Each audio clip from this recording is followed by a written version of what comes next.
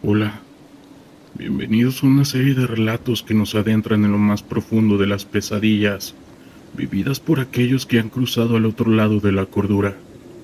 Prepárense para escuchar testimonios que revelan lo inexplicable y lo aterrador, pero tengan cuidado, porque una vez que escuchen estos relatos, posiblemente no podrán olvidarlos.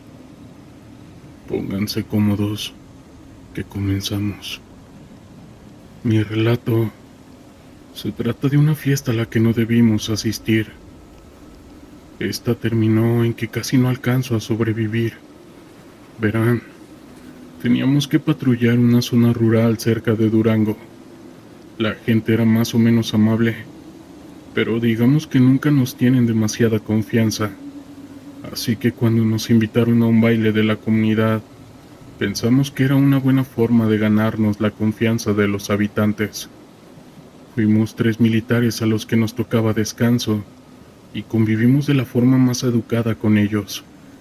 Tratamos de convencernos de que no había nada malo con bailar con las muchachas, de forma de que mis amigos escogieron a un par de damas hermosas, y como no había ninguna mujer que me gustara, me quedé bebiendo en una silla de metal. Al estar sentado con el resto, por curiosidad pregunté de qué era la fiesta. Un anciano me contestó que se trataba de los festejos de la Niña Blanca. Sabía que ese era otro de los nombres para la Santa Muerte, así que me asusté un poco y fui de forma discreta a decirle a mis amigos que nos fuéramos.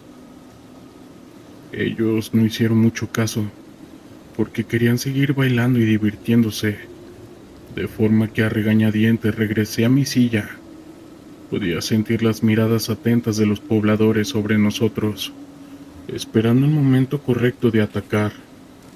No sabíamos a ciencia cierta qué pasaba, pero con esa confesión estaba claro que no éramos los invitados, sino como tal los sacrificios. Noté que mis compañeros estaban cada vez más ebrios, tanto que casi no se podían quedar en pie.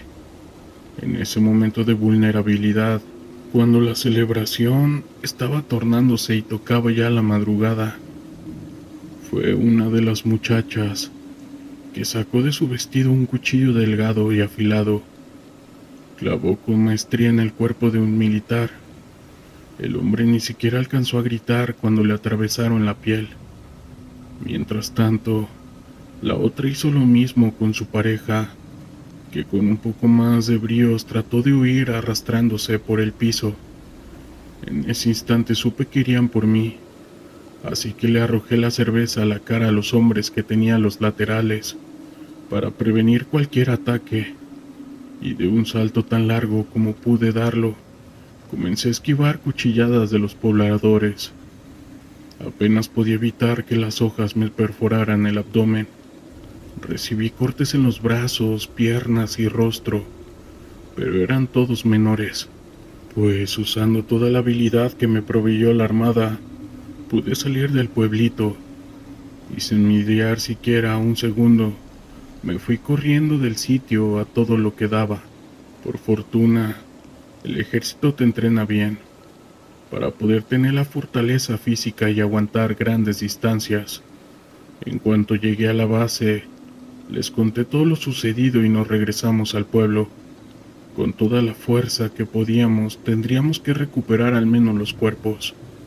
Luego veríamos qué más se haría.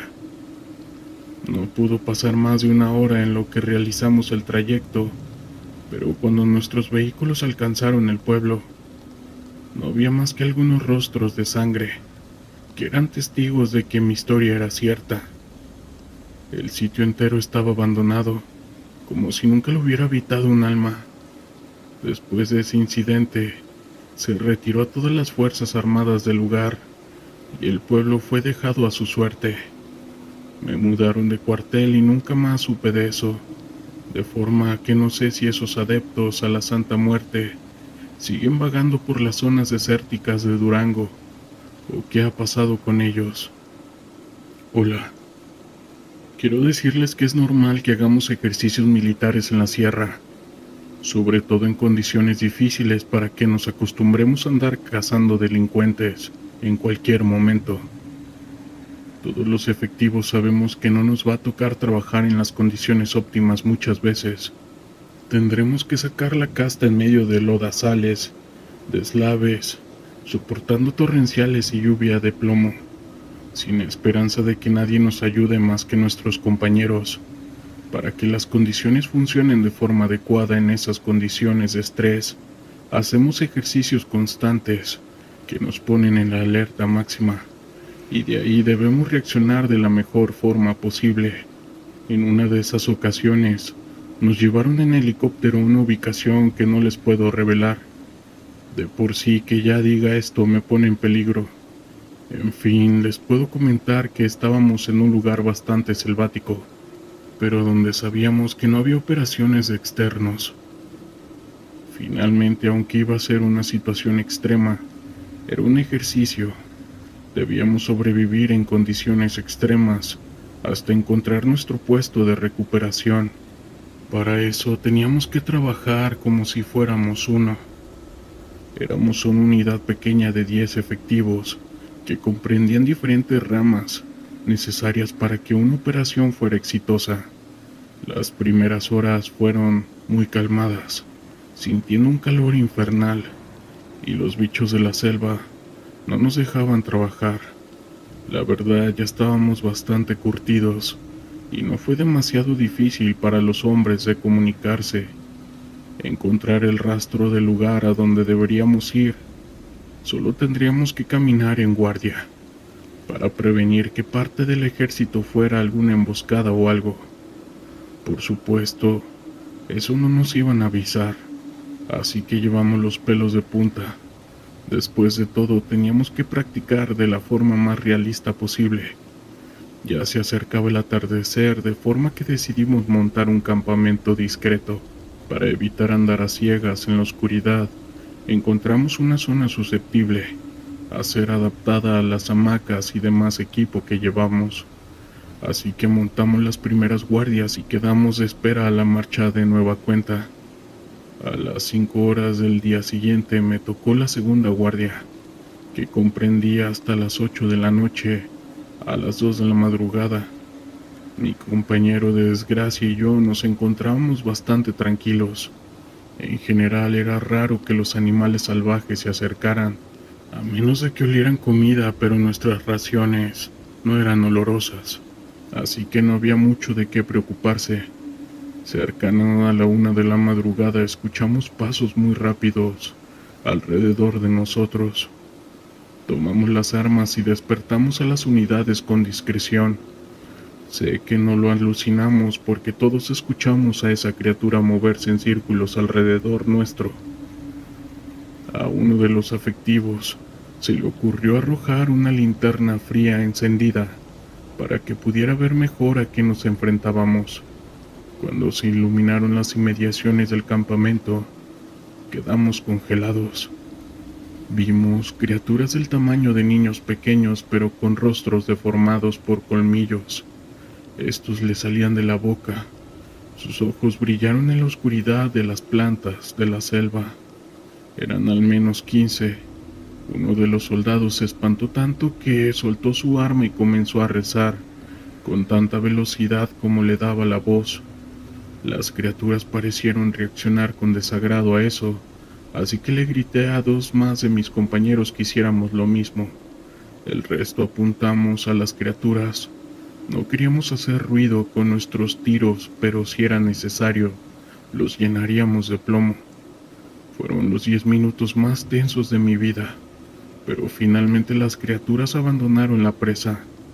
Nos quedamos en la misma posición, otros 20 minutos más hasta que nos aseguramos de que no había nada. Evidentemente nadie durmió esa noche. El chico que comenzó a rezar nos dijo que probablemente eran chaneques, que quizás nos querían hacer daño, porque habíamos entrado en su territorio sin pedirles permiso. No sé qué creer a la fecha, pero espero no ver nada así de nuevo en la vida. Saludos. No debería de ser así, pero en México aún es muy común que la gente trate de asaltar trenes en las distintas vías ferroviarias del país.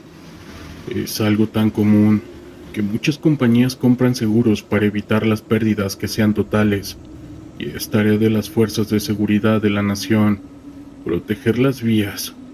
La mayoría de las vías de nuestro ferrocarril fueron establecidas en el Porfiriato, pero hay muchas que ya están descontinuadas.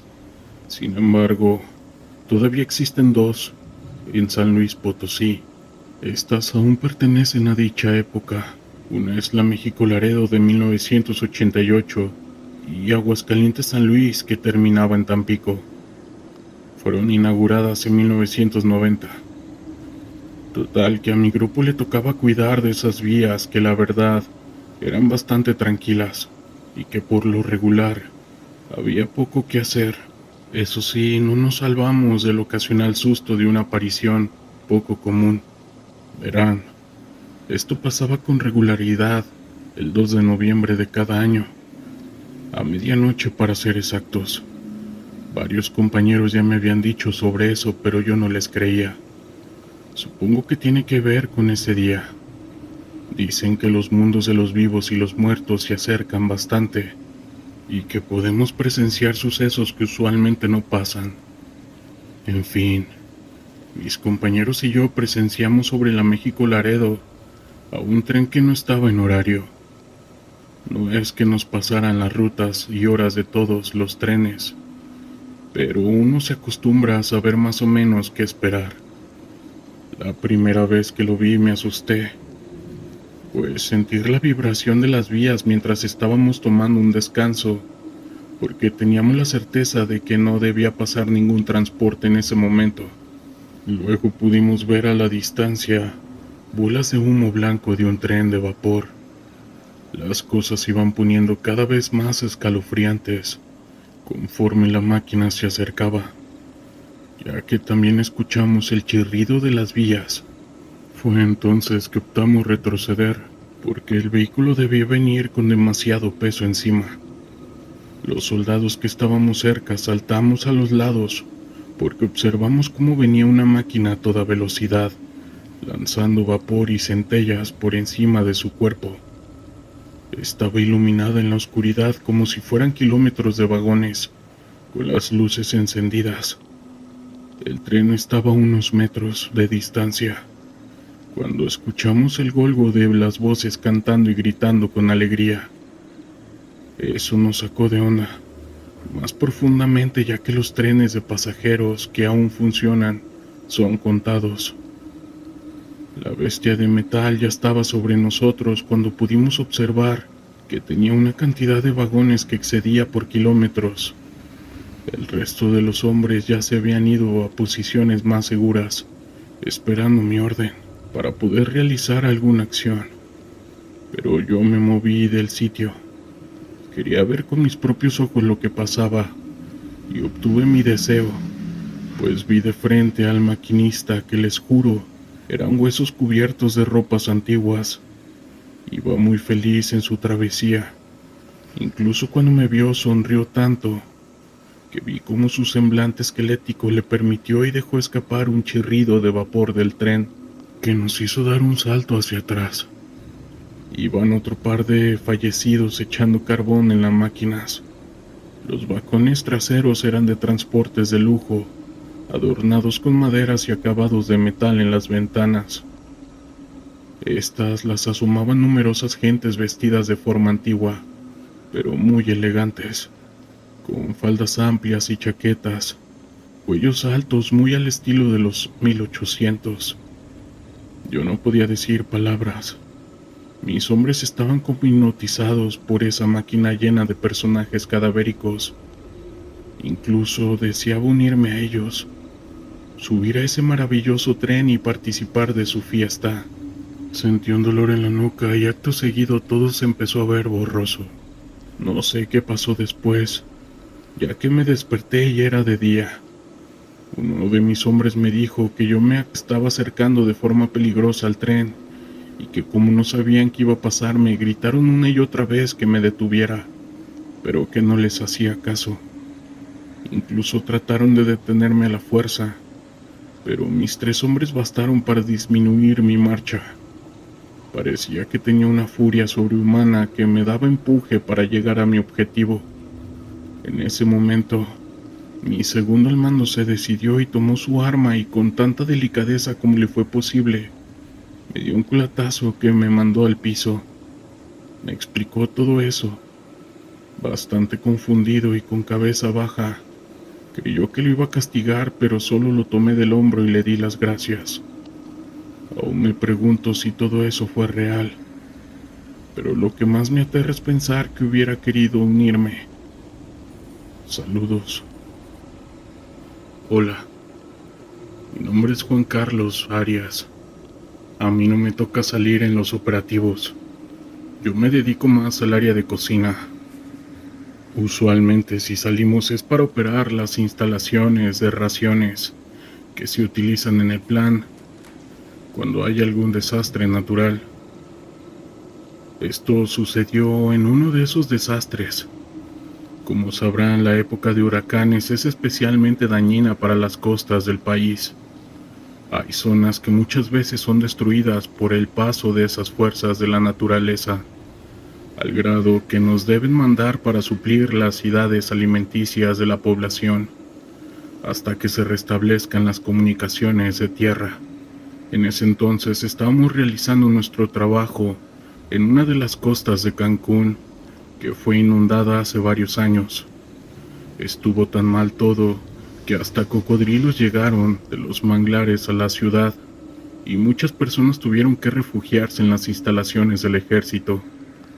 Trabajamos día y noche para asegurarnos de que las víctimas de este desastre tuvieran suficiente nutrición y que nuestros compañeros pudieran también tener las calorías suficientes para el trabajo. Fue duro, pero lo que me impactó más es algo de lo que nadie habla. Era que por las noches escuchábamos gritos desgarradores que simulaban cantos en la zona inundada. No era posible que fuera algún sobreviviente. Ya habíamos pasado la franja de días en que podríamos haber encontrado personas vivas. Eran cantos inhumanos que partían la noche. Tratamos de consolarnos pensando que era el viento, pero algunas personas de la zona murmuraban que eran los cantos de la Ixtabay, buscando nuevas víctimas, y que ahora el agua había cubierto todo.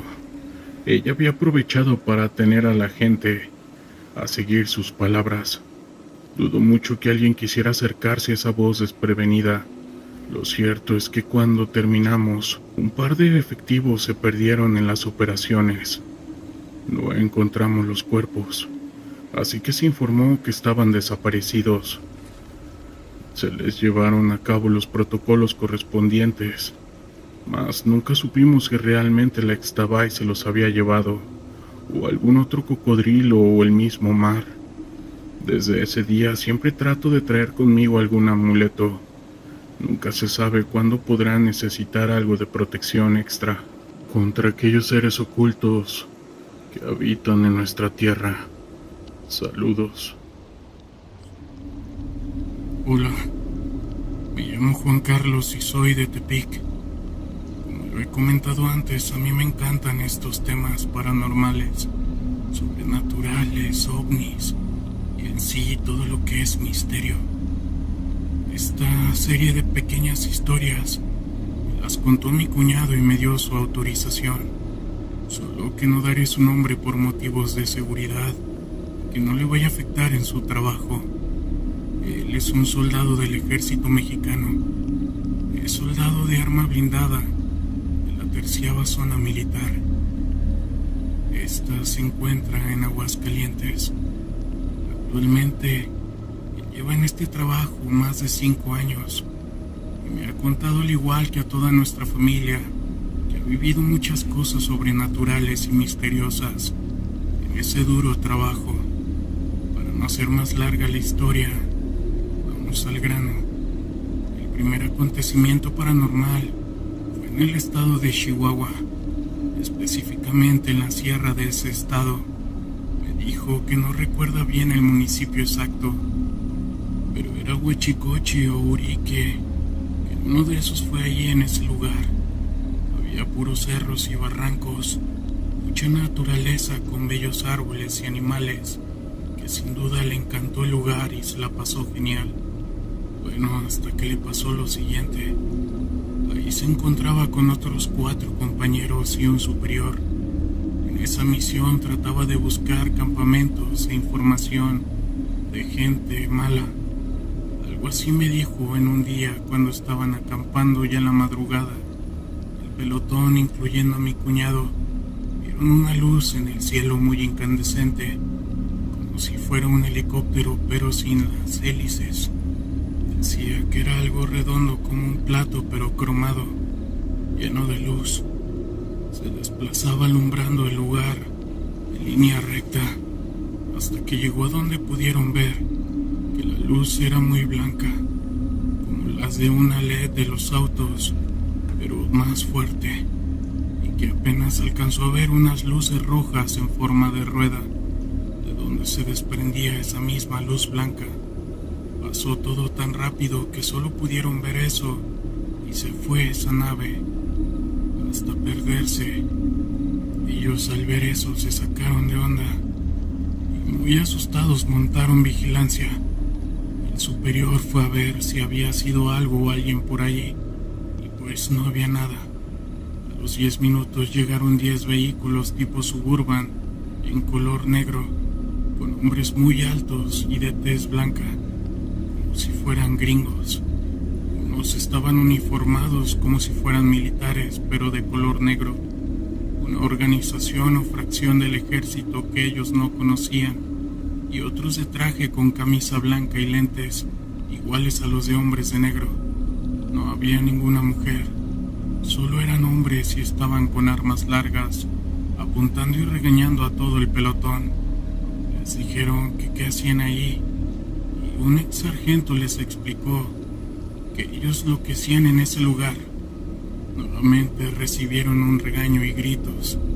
El que parecía ser su líder, un tipo con la misma descripción de los demás, pero más alto y serio y enojado, se explicó que esa era un área confidencial, que era de alta peligrosidad para toda la población, incluyendo ellos mismos, que había cosas que no debían de ver y oír, y mucho menos deberían de hablarlo con alguien, que nadie les iba a creer y que sería mejor ni mencionarlo, o ellos mismos lo sabrían. Enseguida pasaron 5 helicópteros muy grandes y fuertes, armados. Pasaron por todo el área como si buscaran algo, o si se les hubiera perdido una cosa muy valiosa. Después los sacaron y corrieron del área. Les hicieron caminar toda la noche hasta el pueblo más cercano. Ya en el desayuno, todos acordaron que no dirían nada. Si acaso se quedaría como un relato para gente de confianza, y que esas cosas de los ovnis sí existen, y que tuviera mucho cuidado. Mi cuñado me dijo que él piensa que es una especie de Área 51, como la que se tiene en Estados Unidos, ya que otros colegas soldados han escuchado y han visto cosas misteriosas y similares en la sierra de Chihuahua. El otro acontecimiento misterioso ocurrió en la sierra de Nayarit. El lugar fue por la mesa de Nayarit, por la mesa del Nayar, un lugar muy adentro de ahí. Él mencionó que ese lugar le gustó mucho, que nunca imaginó ver esa naturaleza tan bella en el estado. Allí su pelotón y él estaban buscando plantíos de hierba y también de amapola para destruirlos. Me comentó que a lo largo de toda la sierra había plantíos muy bien escondidos y grandes, que eran muy altas, que casi a diario quemaban parcelas sin parar, que eso provocó mucho descontento de los habitantes de esos lugares, tanto así que no les vendían agua, refrescos, ni cerveza, ni nada, incluso daban hasta 1,000 pesos por una pequeña despensa, y estas personas no les vendían nada. Además les dijeron que no tendrían su protección. Los soldados no le tomaron importancia y siguieron con su labor.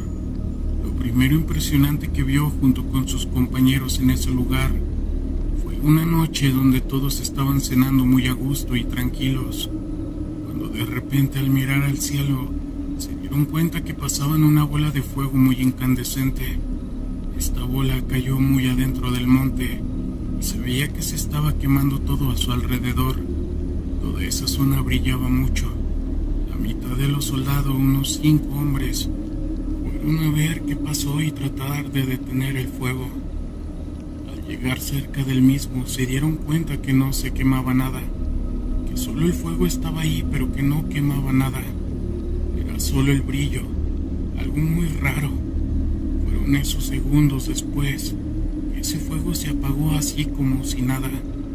Todos se asustaron y enseguida se fueron con los demás. A los 2 días siguieron viendo bolas de fuego por la noche.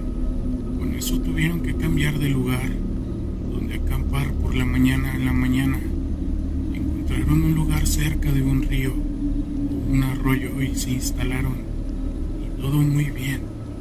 Lavaron su ropa a buscar conejos o venados para comer y todo pintaba normal. Lo que vivieron al siguiente día por la noche fue algo sumamente sorprendente. Esto pasó cuando estaban platicando por la noche, ya listos para dormir en sus casas de campaña, todos a excepción de 2 soldados que vigilarían la zona. Transcurría todo normal cuando de repente uno de ellos vio que algo se movía por los árboles. Le comentó al otro vigía y alumbraron con sus linternas y no vieron nada. Pasaron los minutos y siguieron alumbrando, pero ahora lo que vieron fueron a unos niños de piel blanca, pero con barba. No tenían ropa y solo usaban taparrabos. Eran hechos como de hojas duras o un material así. Estaban corriendo muy rápido en círculos. Todo pasó tan rápido que fueron instantes, pero ellos lo vieron bien a esos seres. Se movían muy rápido y parecían como si los estuvieran acorralando. Esos seres se reían y reían, como con una voz de niño pero a la vez de gente anciana, lo que provocó que despertaran a los demás soldados. Todos se sorprendieron. Incluso mi cuñado se quedó petrificado de lo que oía y veía. Él ratificó que eran personas como niños, pero güeros y con barba, unas grises y otras negras. Instantes después, esos seres ahora les aventaban piedras, a lo que los soldados comenzaron a disparar a donde se vieran esos mismos. Y estos mismos seres seguían riéndose sin parar. Lo que le sorprendió más a mi cuñado es que entre la balacera contra estos seres, uno de sus compañeros se alejó un poco del campamento tratando de seguirlos, y al estar alejado, desprevenido, empezó a gritar muy fuerte que lo ayudaran y fueran rápido hacia él. En eso se vieron unas manitas que lo tenían atrapado y lo arrastraban sierra adentro, como si lo estuvieran secuestrando. Los demás soldados dispararon en esa dirección, tratando de no darle a su compañero, y pareció rendir frutos pues lo soltaron, pero lo que sí se llevaron fueron una pequeña mochila que portaba uno de los soldados. Empezó a hacer una fogata, ya empezando a alumbrar y con leños en las manos, hicieron como un círculo con las antorchas, cuidando sus cosas, y al estar así no verse dispersos, pasaron la noche sin dormir. Al amanecer comenzaron a reinstalar su campamento. Ya diría el soldado de sanidad, revisó al soldado que quiso ser secuestrado para ver si estaba herido, pero todo estaba bien. Para sorpresa de todos, se pudo ver que su uniforme estaba rasgado y roto, como si un animal con garras lo hubiera arañado. Además tenía marcados los hombros, brazos y piernas como si un oso o un animal de ese tipo hubiera sujetado, encajando sus uñas sobre su piel. Esto desconcertó a todo el pelotón, por lo que optaron por cambiar de ubicación. El superior les dijo que eran libres de contar esa experiencia, pero que no pensaran tanto en ello para que el miedo no les persiguiera, ya que tenían que continuar con su misión. Y así es como le han pasado varias cosas. Quizás más adelante les pueda mandar algunas otras más. Saludos. Mi nombre es Alejandro. Soy un ex policía federal. Cuando trabajaba para dicha corporación me tocó vivir de todo tipo de experiencias, algunas muy gratas que provocaba una gran satisfacción recordarlas, anécdotas vividas con grandes compañeros y amigos que nunca se me van a olvidar. Pero también hay experiencias muy peligrosas y otras muy tétricas, que lamentablemente también se quedarán para siempre en mi memoria. Más de una vez arriesgamos nuestras vidas por cumplir con nuestro deber, enfrentándonos a personas y situaciones adversas. Y también más de una vez nos enfrentamos a cosas desconocidas, pertenecientes al ámbito sobrenatural. Y el día de hoy les escribo para contarles una de ellas, tal vez de las más fuertes y también conocidas por muchas personas, ya que hubo decenas de testigos, y no solo de mi corporación. Verán, en la década pasada, había sido una de las más crudas y difíciles que nos ha tocado vivir en el país, pues la delincuencia creció exponencialmente. Durante esos años y la guerra contra los cárteles cobró miles de vidas. Hay poblados e incluso estados enteros del país que prácticamente trabajan bajo el poder de los cárteles. Y para evitar ser rebasados en personal y armamento, hubo la necesidad de coordinarnos con otras dependencias del gobierno para poder hacerles frente. Bajo esta premisa, permítanme compartirles una aterradora experiencia.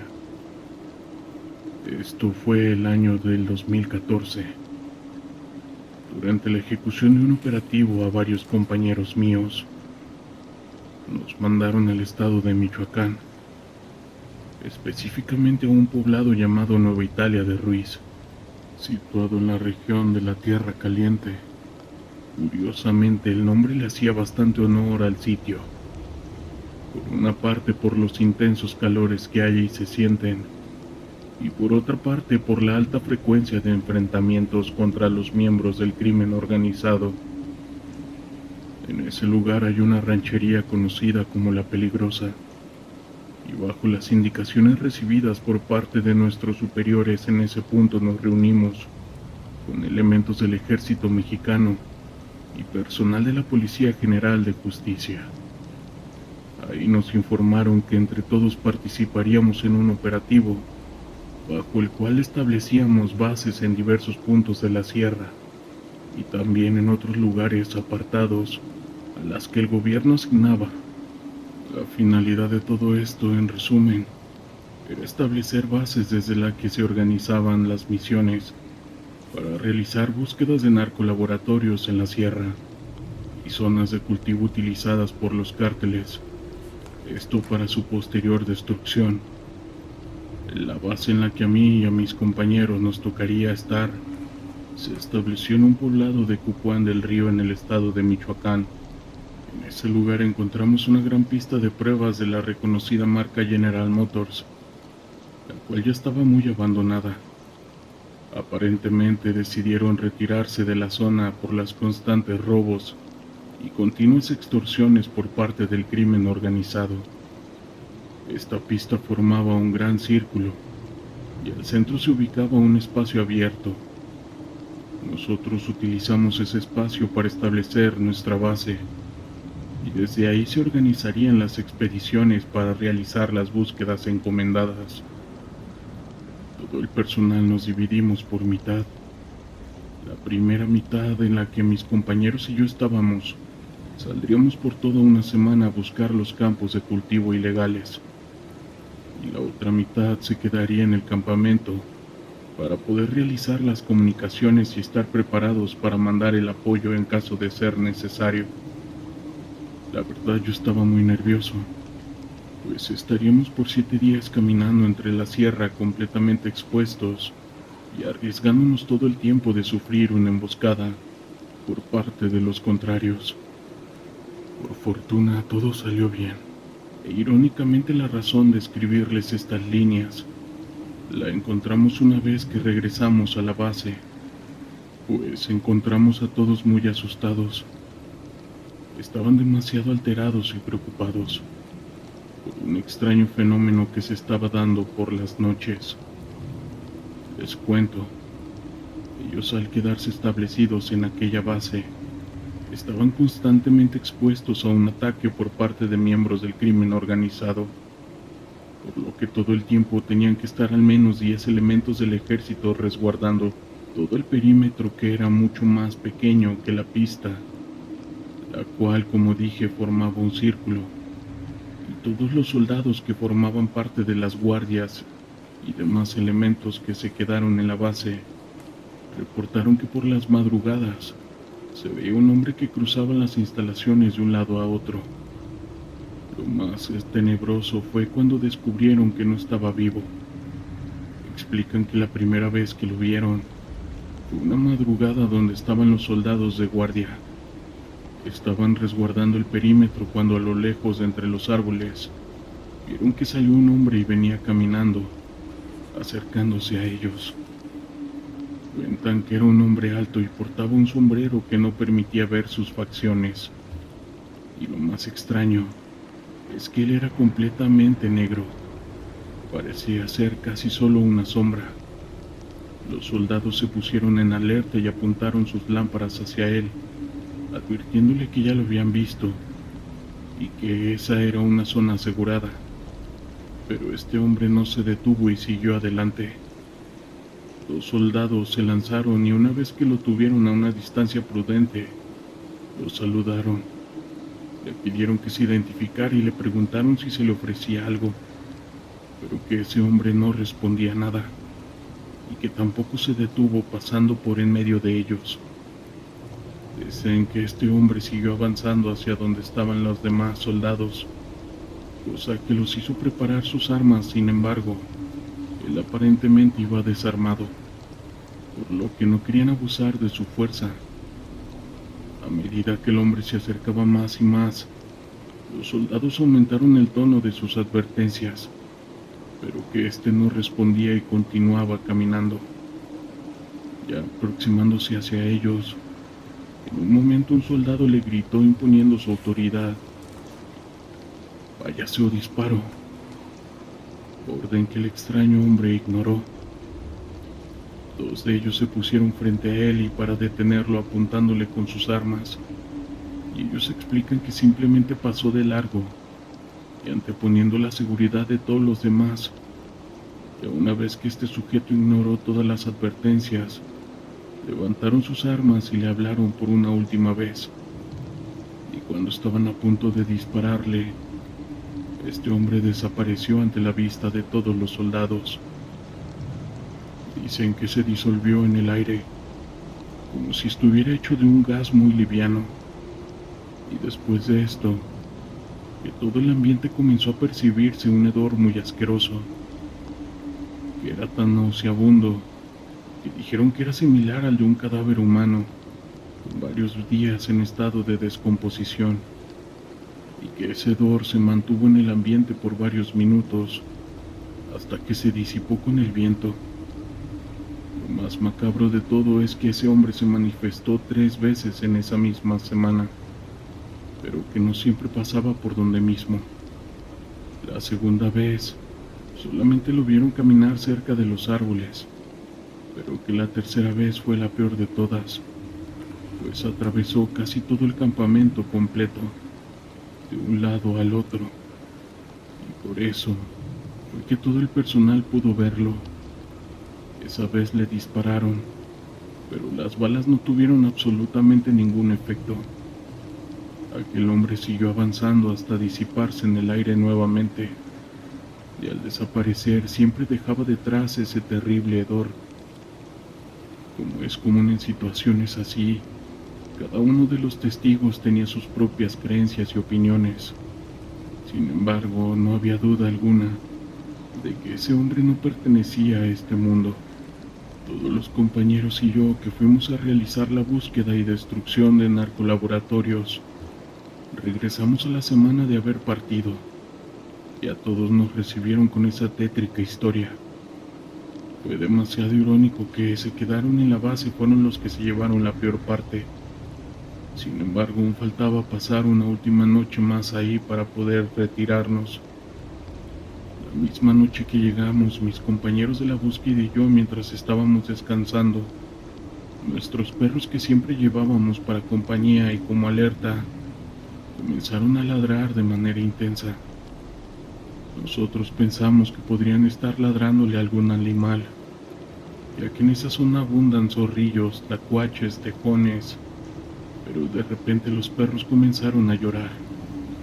Varios soldados entraron corriendo por nosotros, diciendo que ese hombre se estaba manifestando de nuevo, y nosotros salimos para comprobarlo.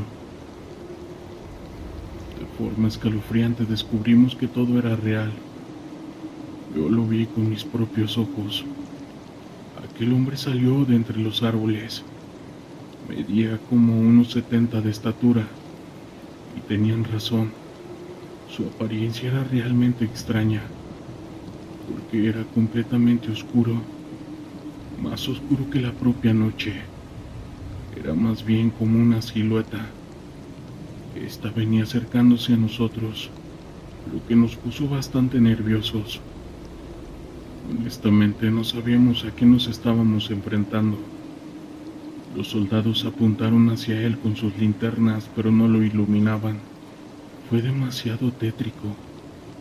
Imagínense caer en cuenta que estábamos frente a algo que no era de este mundo. Algunos compañeros comenzaron a orar, y ahí sucedió algo, pues antes de que llegara a nosotros, ese ser se disolvió en el aire. Simplemente desapareció, tal y como nos lo habían contado. Tras de él dejó un terrible hedor a muerte. Olía demasiado horrible. Y como han de imaginar, ni siquiera pude dormir bien esa noche. A la mañana siguiente recibimos la orden de desmontar el campamento. Nos retiramos del lugar y regresamos a otras bases. Nunca supimos qué fue lo que vimos, pero nos llevamos con nosotros esta inquietante experiencia y la certeza de que realmente existen los fenómenos paranormales. Estuve en Irak en 2006 haciendo un interrogatorio en apoyo al 5º Grupo de Fuerzas Especiales. Nos encontrábamos en la esquina suroeste del complejo de la base Victoria. Esta era la zona que llamaban el complejo palaciego de Radwan, debido a la cantidad absurda de palacios y otros lujos complejos residenciales, utilizados por Saddam y la élite gobernante iraquí. Nuestro trabajo consistía en interrogar a individuos de alto valor. Esto significaba que teníamos prioridad para cualquier persona que considerársele prolongados, pero la realidad fue bastante decepcionante. Todo resultó ser bastante rutinario e incluso aburrido, y para ese entonces todo el mundo ya había aceptado que no había arsenales de armas de destrucción masiva. Al mismo tiempo, los iraquíes empezaban a enfrentarse entre sí. Esto ocurrió después del atentado contra la Mezquita Dorada, que básicamente desencadenó la guerra civil iraquí. Pero esta historia no trata de eso. Buscábamos un lugar donde pudiéramos tener una instalación aislada para nuestros detenidos de alto valor, donde no pudieran interactuar entre ellos o con la población general, que se encontraba en uno de los centros de detención más grandes. Esto fue cuando un amigo y otro compañero aún estaban en activo. Encontramos un par de edificios pequeños que parecían adecuados, con paredes altas y espacio suficiente para unas 20 celdas del tamaño de un armario. Uno de los lugares que visitamos era un edificio de ladrillo en medio de una arboleda. Utilizo el término de arboleda a la ligera, ya que nada en Irak se puede considerar un bosque, en el mismo sentido que en el estado de Washington o Yellowstone. Este era solo un grupo de árboles en medio de la nada. Todas las noches se veían grandes enjambres de murciélagos saliendo de los árboles. Desde el sur volaban sobre el gran lago, frente a los palacios de Radwan, y se comían los insectos. El agua estaba bastante estancada. De todos modos, esta arboleda tenía un pequeño edificio gris. Este era un edificio redondo, cubierto de mármol oscuro por fuera, pero de hormigón armado por dentro. Tenía un pesado portón de metal oculto tras una gruesa puerta de madera. En ese momento no teníamos ni idea de cuál era la función del edificio. Algún tipo de almacén para los palacios de Saddam. No había ventanas, cañerías ni muebles. No pensábamos que fuera algún tipo de residencia, porque más bien parecía una prisión. Ya lo habían inspeccionado mis compañeros y no encontraron nada fuera de lugar. No teníamos ni idea de lo que se suponía que era el edificio, pero tampoco nos importaba. Así que dijimos, a la fregada. Trajimos un montón de madera contrachapada y comenzamos a montarlo todo. Terminamos con una gran sala circular en la que los guardias podían pasar el rato, y una segunda sala donde podíamos escribir nuestros informes. Tardamos unas 2 semanas en montarlo todo, y entonces las fuerzas especiales empezaron a traer detenidos. Como ya mencioné, era un trabajo aburrido. Era una época difícil para estar en Irak, porque la violencia estaba estallando y nadie sabía lo que estaba pasando. Nuestros soldados no estaban entrenados como investigadores, así que tendrían que detener a cualquiera que les pareciera sospechoso y traerlo para interrogarlo. Por ejemplo, si estallaba una bomba, detenían a todo el mundo que estuviera en la calle y se lo llevaban. Su filosofía era que estaban demasiado ocupados como para preocuparse de quién era realmente culpable y que los servicios de inteligencia lo resolverían. También teníamos un equipo de fuerzas de operaciones especiales iraquí que se suponía que era muy bueno. Mirando hacia atrás, casi podría apostar que era básicamente un escuadrón que terminaba con la vida atacando a los suníes del antiguo régimen, a los que querían hacer desaparecer todo en Irak. Era una banda o una mafia o algo así. A nosotros no nos importaba porque en ese momento estaban de nuestro lado, y eso nos bastaba. Así que llevamos básicamente una semana manejando este lugar, cuando el sol iraquí trajo un detenido. No recuerdo su nombre y no es importante. Lo acusaban de ser un basista de alto nivel, esto en el gobierno de Saddam, y había sido un fugitivo desde la invasión original. A estas alturas todos estábamos bastante hastiados. Decir que alguien formaba parte del régimen del Baas no significaba realmente nada. Podías lanzar una piedra en Bagdad y probablemente le darían a un antiguo basista del régimen. Voy a llamarle Ají. Trajeron a Ají con los ojos vendados, que era lo habitual para el transporte de detenidos. Los guardias lo guiaron, aún con la venda puesta, a las salas, donde le tomaron la foto, las huellas dactilares y todo eso. Luego lo llevaron a la sala de interrogatorios. Les digo sala porque es el término genérico que usan los interrogadores para referirse a cualquier espacio de interrogatorio.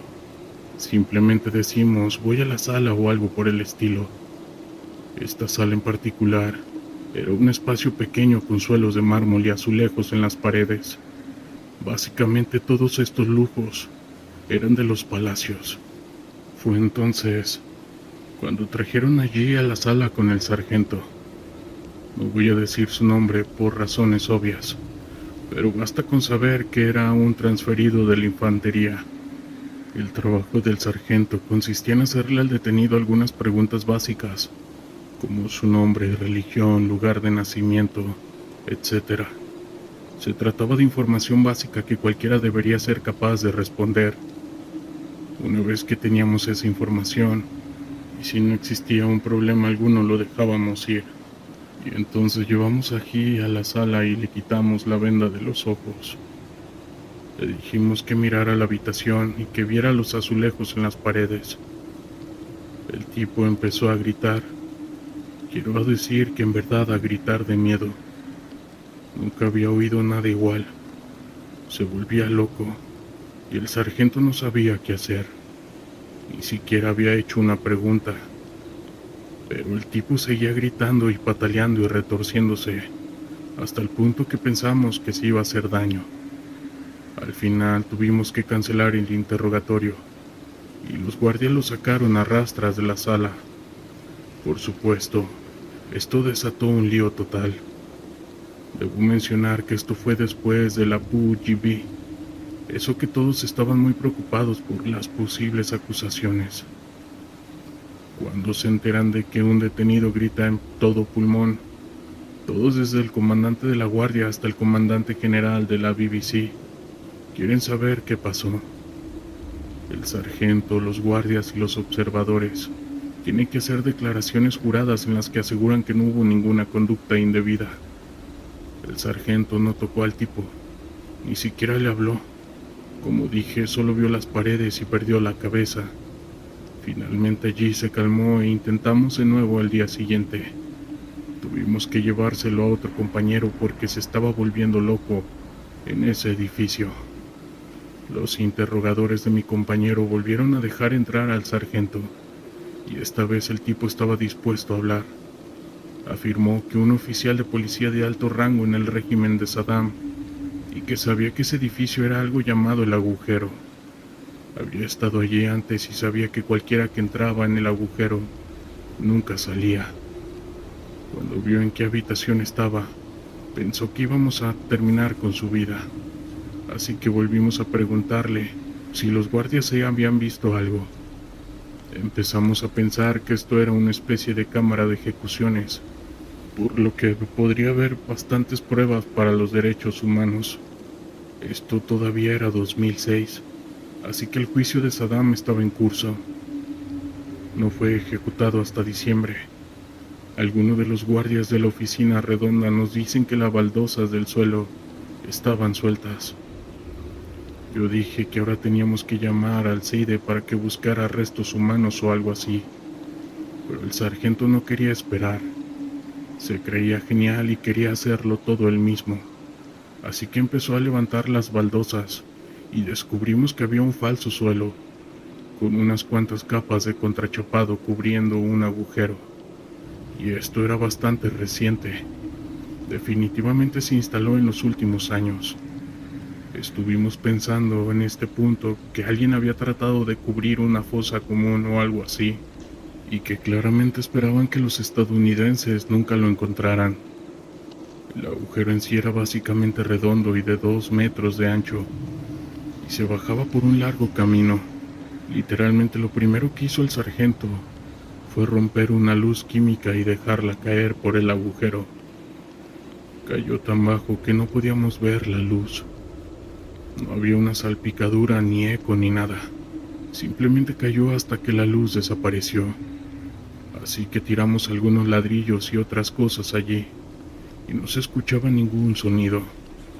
El sargento estaba decidido a resolver esto. Cabe aclarar que esto fue antes de que los teléfonos inteligentes tuvieran cámaras de alta calidad, y no teníamos ninguna cámara a mano que pudiera bajar con una cuerda o algo así.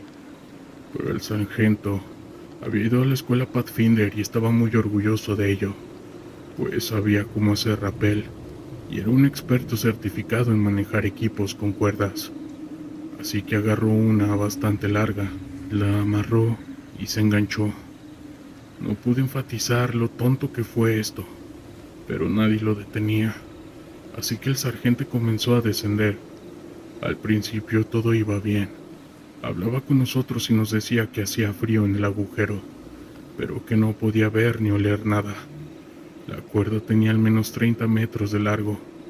Estaba atada al enganche exterior, así que no imaginamos que se le vaya a acabar. De repente, teníamos a un soldado sentado en el asiento, en caso de que necesitáramos sacarlo rápidamente. El sargento seguía bajando, y nos gritaba que se estaba rompiendo. Pidió que lanzáramos otra luz química, así que esperamos unos 3 segundos y luego empezó a gritar. Ni siquiera tuvo tiempo de decirnos de que tenía miedo el sargento.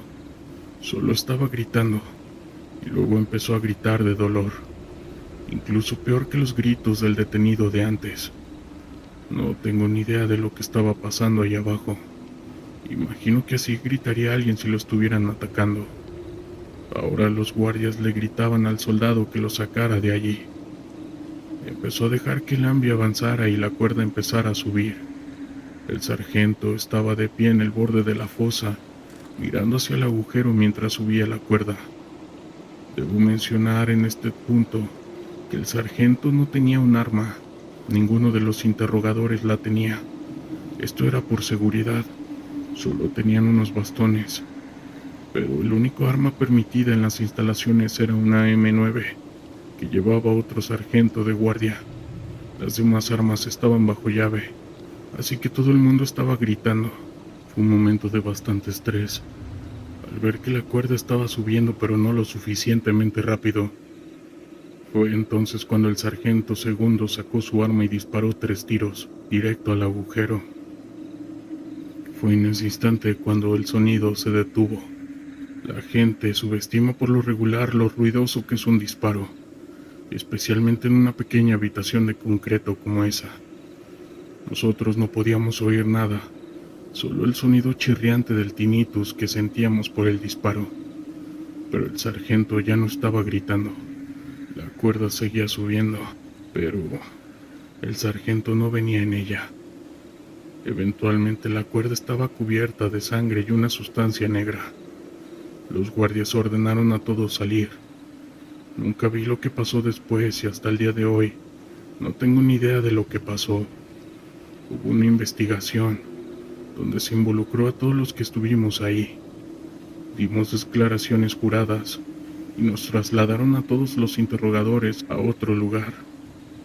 Nunca más nos permitieron hablar con los guardias, pues no eran de la misma unidad que nosotros. Sabrá Dios qué le habrá pasado al sargento. Saludos. Y bien, comunidad, ¿qué les pareció este relato? Quiero mandarle un saludo a todos los sargentos del ejército mexicano y soldados. Si son nuevos por aquí, agradezco que se suscriban, compartan, den like y comenten este video con la palabra soldado. Eso hará que la plataforma nos dé mayor proyección. Sin más, nos vemos en otra edición. Yo soy Gustavo. Hasta pronto. Historias de terror de la internet.